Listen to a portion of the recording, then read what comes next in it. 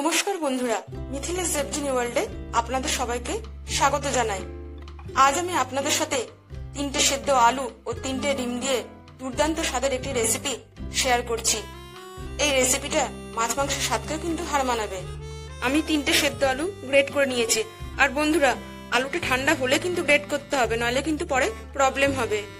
আমি সেদ্ধ আলুর মধ্যে 3টে ডিম ফাটিয়ে দিয়েছি, আর দিয়েছি 2টো লঙ্কা কুচি, পেঁয়াজ কুচি একটা বড় সাইজের, পেঁয়াজগুলো খুব কুচো কুচো করে কাটতে হবে।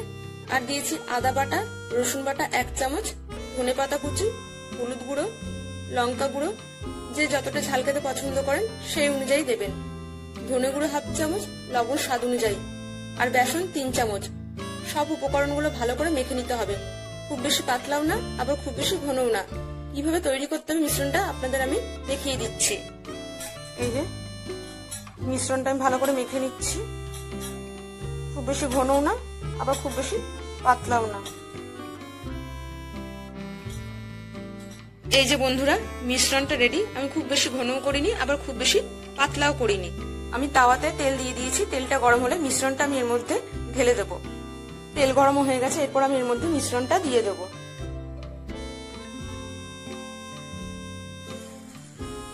মিশ্রণটা আমি চারিদিকে সুন্দর করে ছড়িয়ে দিয়েছি। খুব বেশি পাতলাও করিনি, আর খুব বেশি ঘন করিনি।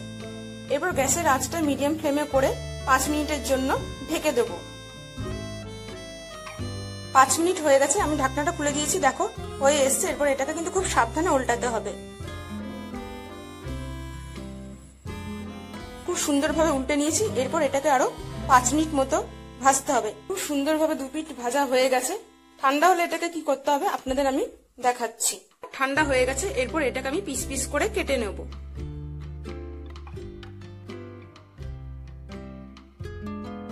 পিস পিস করে কেটে নিয়েছি।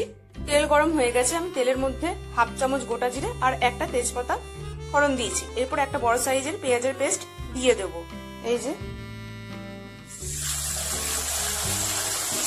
পেঁয়াজের পেস্টটা কিছুক্ষণ ভাজতে হবে, ওই 5 থেকে 7 মিনিট মতো ভাজবো। তারপর এর মধ্যে টমেটো কুচি দিয়ে দেব। পেঁয়াজটা কিছুটা ভাজা ভাজা হয়ে এসছে, এরপর এর মধ্যে আমি টমেটো কুচি দিয়ে দেব। এই যে টমেটোটা দিয়ে কিছুক্ষণ ভাজতে হবে। আমি এর মধ্যে একটা বড় সাইজের টমেটো কুচিয়ে দিয়েছি।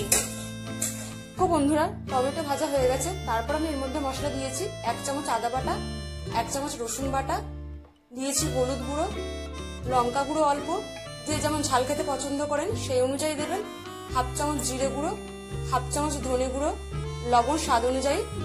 এরপর 1 চামচ চিনি দিতে হবে। চিনি অবশ্যই দেবেন, চিনি দিলে রান্নার স্বাদ ভালো হয়। 1/2 চামচ কাশ্মীরি মির্চ পাউডার, অল্প সয়া সস। এরপর মশলাটা ভালোভাবে কষিয়ে নিতে হবে। মশলাটাতে আমি অল্প জল দিয়ে দিয়েছি। জল দিয়ে নেড়ে দেবো, কারণ জল না দিলে মশলাটা তলায় লেগে যাবে। মশলাটা কষানো হয়ে গেছে, এরপর আমি এর মধ্যে পরিমাণ মতো জল দিয়ে ঢেকে দেবো 2 মিনিটের জন্য। ফুটিয়ে নেব। গ্যাসের ফ্লেমটা হাই রাখবো।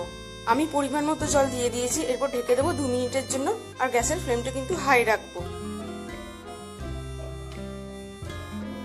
ঢাকনা আমি খুলে দিয়েছি। দেখো জল ফুটে গেছে। এরপর আমি এর মধ্যে ডিম আর আলুর ধোকাগুলো দিয়ে দেব।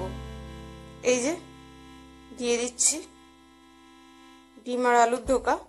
ডিম আর আলুর ধোকা দিয়ে দিয়েছি, আর এর উপরে ছড়িয়ে দিয়েছি ধনেপাতা। এরপর নেড়ে নেব। তারপর ঢাকা দিয়ে দেবো।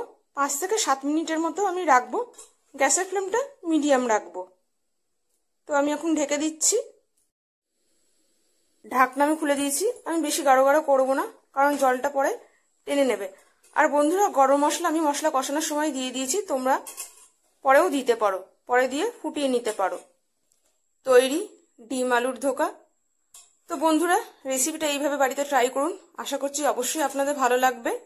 আজ আমি আসি বন্ধুরা, আবার দেখা হবে অন্য কোনো দিন অন্য কোনো রেসিপির সাথে। টাটা।